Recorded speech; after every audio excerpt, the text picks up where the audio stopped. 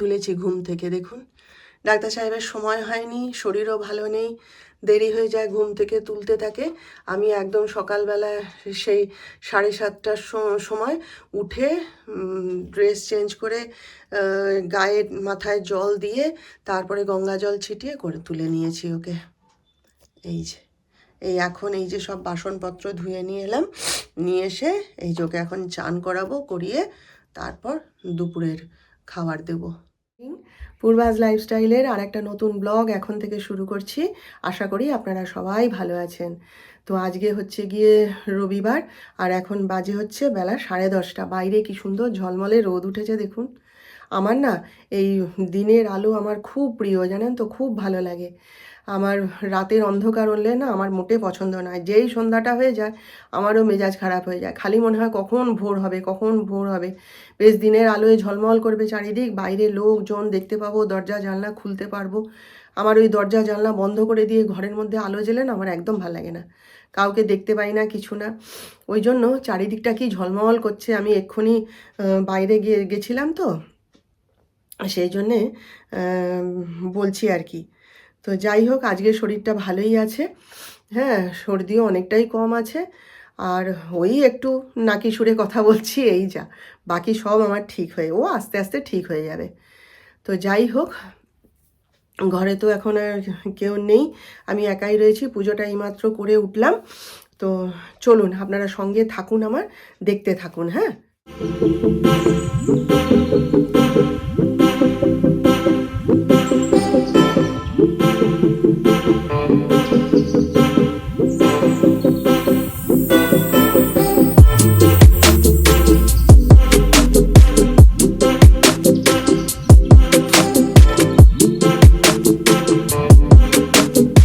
উঠে আজকে একটুখানি বাগানে গেছিলাম, জানেন।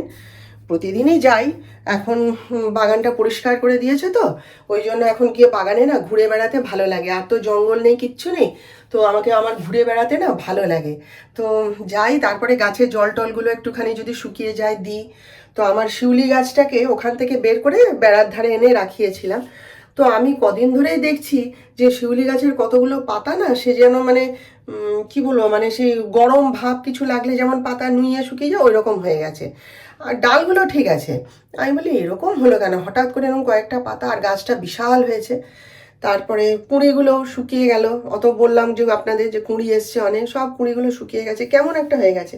ডাক্তার সাহেবকে বলি, সে বলে কি জানি, গিয়ে দেখতে হবে। তা আজকে এক্ষুনি বাগানে গেছিলাম, গিয়ে গাছে জল টল দিয়ে তারপরে ফুল তুলে আনি। এখন আর অত মশা টশা নেই, শীতকাল পড়ে গেছে তো এখন আর অত মশা নেই। তো দেখি গিয়ে না যে ওই ঠাকুর ওই ইয়ে করেছিল বুঝলেন, ওই ডিমের খোলা জালে, ও মশা কামড়ায় বলে না, ডিমের খোলা জালে আমার মনে হয় ওই গাছের গায়ে ওই ডিমের খোলার ভাবটা লেগেছে, ও কাছে পিঠে কোথাও জেলেছিল, যার ফলে পাতাগুলো এরকমভাবে মানে সেই পুড়ে যেমন চুপসে যায় না, সেই রকম হয়ে গেছে। আমি ভালো করে দেখলাম, তো ডালটাকে ভাঙিনি, ডালটা তো সবুজ আছে, আবার পাতা বেরিয়ে যাবে। ঠাকুরটা না ওই রকমই একটা, মানে বুদ্ধু একটা, বুড়ো হয়ে গেছে তো। আর ওর সঙ্গে তো আমার শাশুড়ির মানে নিত্য ঝগড়া লাগে, কাজ করতে এলেই ঝগড়া লাগবে, দুজনের কি ঝগড়া লাগবে। আমি দাঁড়িয়ে দাঁড়িয়ে দেখি, এনজয় করি। মা তো মানে চিৎকার করে গালাগালি করতে থাকে, আর ও তেমনি মায়ের সঙ্গে বক বক বক বক করে যাবে। আর মানে বেশি কাজ করতে পারে না, তো বুড়ো হয়ে গেছে, অনেক বছর ধরে আমাদের বাড়িতে কাজ করছে বলে ওকে মানে আর বাদ দেওয়া হয় না, কিন্তু কাজকর্ম ঠিকঠাক করতে পারে না। ওই বসে বসে একটু ঘাস ছেঁড়া, গাছ কাটা এইগুলো করে দেয় আর কি, এই যথেষ্ট। সুন্দর দেখুন পাখিটা, এই যে আমি জানলার কাছে দাঁড়িয়ে আছি, এখানে এসে বসেছে। কেন বলুন তো বসে আছে? ওই যে রোদ পড়ছে না, ও রোদ পোহাচ্ছে। এগুলো কি পাখি জানেন? এগুলোকে বলে ছাতার পাখি। আমাদের এখানে এই পাখি প্রচুর আছে, প্রচুর। আমি জানতাম এগুলো ঘুঘু পাখি, তারপরে ডাক্তার সাহেব বললেন না, এগুলো হচ্ছে ছাতার পাখি। ওই দেখুন, ওই দেখুন, ওই অশ্বত্থ গাছের বীজগুলো পড়ে, ওইগুলোকে খেতে আসে। তারপরে এই যা ঝাঁটানো হয়, যা খাবার ঠাবার পরে ওরা সব ওই খুঁটে খুঁটে খায়। গাছের তলা থেকে কি খুঁটে খায় কে জানে। ওই দেখুন, ওই দেখুন। আমার এত সুন্দর লাগে না পাখিগুলোকে দেখতে। ওই দেখুন কি সুন্দর দেখতে, আর এক একটা এইরকম মোটা মোটা। ওই যে এতক্ষণ সে কখন থেকে বসে আছে, আমি ওকে ওয়াচ করছি, রোদ পোহাচ্ছিল।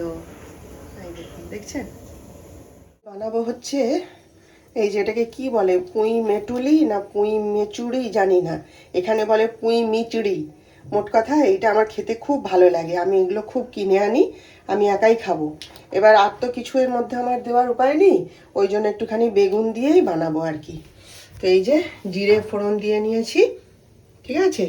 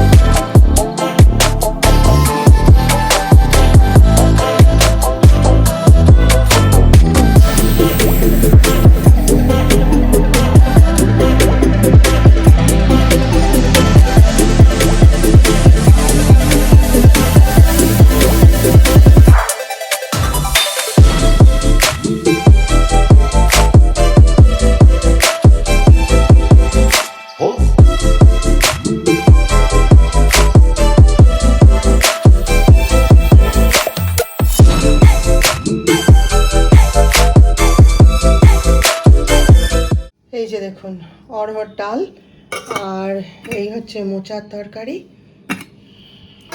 আর ডিম সেদ্ধ, এটা হচ্ছে এটা তো ডাক্তার সাহেবের জন্য মোচার তরকারি, আর এই হচ্ছে ওই যে পুঁই মেচুরি। আর আমার মাছটা কড়াইতে আছে, সেটা হয়ে যাক, তারপর আপনাদের সঙ্গে শেয়ার করব। আমার ভোলা মাছের ঝাল কমপ্লিট। একটু সর্ষে বাটা দিয়ে ঝাল করলে না, এমনিতেই ভোলা মাছ সর্ষে বাটা দিয়ে করলে ভালো লাগে, আর এমনিতে না সর্দির মুখে একটু সর্ষে বাটাটা করলে না খুব ভালো লাগে, তাই না বলুন? তো এইটাই বাকি ছিল করতে, এই যে করে নিলাম। বাজে হচ্ছে 4:15, এই মাত্র সব কাজ শেষ করলাম, বুঝলেন। এই যে এখানে দুধটা ফুটিয়ে রেখেছি, এই যে দেখুন বউ কি গরম। ওইটা হচ্ছে বাসি দুধ, ফ্রিজে অনেকখানি জমেছিল, এই দুধটাকে ফুটিয়ে রাখলাম, একটু বাদে একটু ঠান্ডা হলে তখন এটাকে দিয়ে দই পাতবো। আর আজকের যে দুধটা সেটা তো আরেকবার ফুটাতে হবে, সেটা যখন আমি বিকেলবেলায় চা খাবো 5:30টার সময়, তখন আমি ওটাকে একবার ফুটিয়ে নেব, এখন আর পারছি না। রান্নাঘরে সমস্ত ওই মানে গ্যাস মোছা মোছার যে কাপড়গুলো আর কি, সেগুলোকে সব সকালবেলায় ভিজিয়ে রেখেছিলাম গরম জলে দিয়ে, এখন এই ডাক্তার সাহেব আসতে ওকে খেতে দিয়ে এই বেসিনে দাঁড়িয়ে দাঁড়িয়ে সব ধুয়ে নিলাম। আমার কাজের মেয়েটাকে বলেছিলাম যে তোমাকে 10টা টাকা দেবো, আমার আগের যারা কাজের মেয়ে তারাও ওরকম 10 টাকা দিতাম, তারা ধুয়ে দিত। হ্যাঁ, তো প্রথমে বললো হ্যাঁ দেবো, তারপরে সেদিনকে জিজ্ঞেস করছি তাহলে ভিজাই গরম জলে, ও বাবা তখন বললো হ্যাঁ, তারপরে পরে সে আমাকে সে কত রকম ফিরিস্তি দিল, তার কত রকম সমস্যা, কত রকম প্রবলেম, কত কি বলে, তোমার বাথরুমে বসে আমি ধুয়ে দেবো। আমি না থাক, আমি করে নেবো, ঠিক আছে থাক।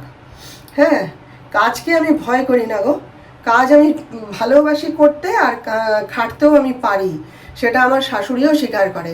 কাজকে আমি ভয় করি না, আমি এক টানে করে দেবো, আমার কোনো সমস্যা হয় না। শুধু ওই শরীরটা যখন বিগড়ায় তখনই একটুখানি সমস্যা হয়, এই আর কি।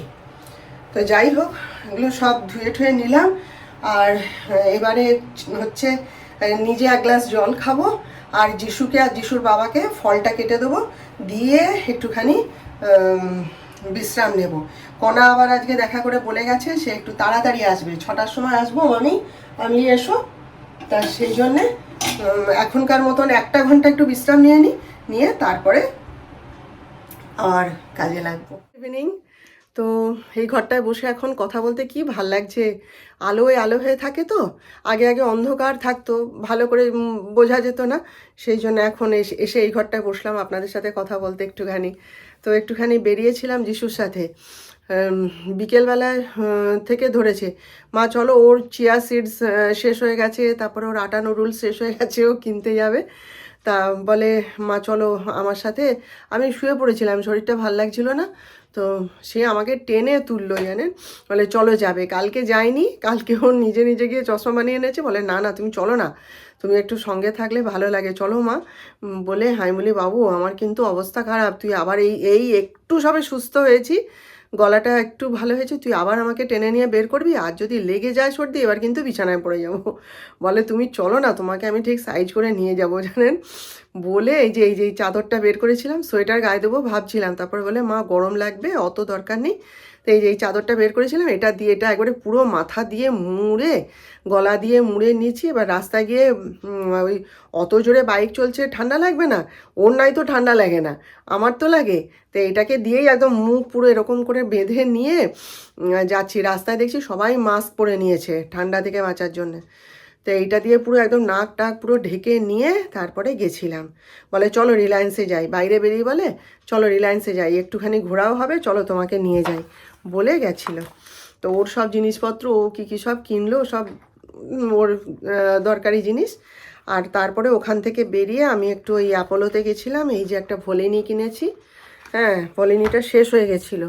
আর এই একটা ভিক্স ভেপোরাম, কিন্তু এদের শিশিতে পাওয়া যায়, শিশিটা বলে কি ওদের কাছে কি বলে শিশিও ছিল, কিন্তু শিশিটা আমি আর কিনিনি। যিশু বললো মা তুমি এইটাই নাও, কাজ করবে কিনা আগে দেখো তারপরে। ও বড় শিশি আমি আর ইচ্ছা করেই নিইনি, এই একটা ছোট্ট মতন নিয়ে এসেছি। আর আমার হিমোগ্লোবিনের ওষুধটা শেষ হয়ে গেছিলো, সেইটা নিয়ে এলাম, ওইটার জন্যেই আরও আমি বলি চল তাহলে, সেই তো আমাকে কালকে যেতেই হবে। এবারে ঠাকুরের ফুল একটু কিনলে হতো, ওই রাস্তা দিয়েই এলাম, দেখুন নামতে দিল না, বলে কি না চলো সবসময় তোমার ঠাকুরের ফুল কালকে আসবে তুমি। তো কি নামলে হতো, সামনে দিয়েই পাস করলাম জানেন, কিনতে দেবে না। তো যাই হোক ওই সব করে একটুখানি এলাম। বলে চলো চলো চলো ওঠো, শরীর ভাল লাগবে, তুমি ওঠো না মা চলো। আর কণাও আজকে 6টার সময়, 6টারও আগে, সে তখন 5টা 40 এরকম রান্না করে দিয়ে চলে গেছে, ওর কাজ আছে বোধহয়, আমি কিছু জিজ্ঞেস করিনি। তো তার ফলে সুবিধা হয়েছে। তা এই ফিরলাম, ফিরে একটু বসেছি, এইবার সন্ধ্যা টন্ধা দেখাই, অনেক কাজ আছে। হ্যাঁ, তো চলুন না পরে কথা বলবো। আজকের মতন এবার রাখবো, সবার সব খাওয়া দাওয়ার ব্যবস্থা করে দিলাম, যে যার খাওয়া দাওয়া করে নিয়ে বিশ্রাম নিচ্ছে। আর আমি ভেবেছিলাম একটুখানি তরকারি করব, কেন কি কণা আজকে আলুর দম করে দিয়ে গেছে। তা আলুর দম তো ডাক্তার সাহেব খেয়েছেন, আলুর দম আর রুটি। আর যিশু তো যেহেতু ওই সন্ধ্যাবেলায় এসে নুডলস খেয়েছে, সেহেতু আর কিছু খাবে না বলছিল। তা ওকে 1 কাপ কফি করে দিয়েছি, ও 2টো রুটি বলে দাও আমি কফি আর দিয়ে ভিজিয়ে খেয়ে নেবো। আমি খা, আমার মতো শিখেছে আর কি। তা তাহলে আর নিজের জন্য এত বেলায় আর কে এখন তরকারি বানায়, ভেবেছিলাম পেঁপের তরকারি করে নেব, নিয়ে মা বেটা দুজনে খেয়ে নেব। বলে না মা আর কিছু করতে হবে না, আমাকে তুমি একটু কফি দিয়ে দাও। তাহলে আমিও একটু কফি করে নিই, নিয়ে 2টো রুটি খেয়ে নিই, আর কে ঝামেলায় যায় বলুন তো। তো যাই হোক তাহলে চলুন আজকের মতন আপনাদের কাছ থেকে ছুটি নিলাম, আবার দেখা হবে। তো আপনারা সবাই ভালো থাকবেন, আর আমার আজকের ভিডিওটা ভালো লাগলে একটা লাইক শেয়ার ও সাবস্ক্রাইব প্লিজ করে দেবেন।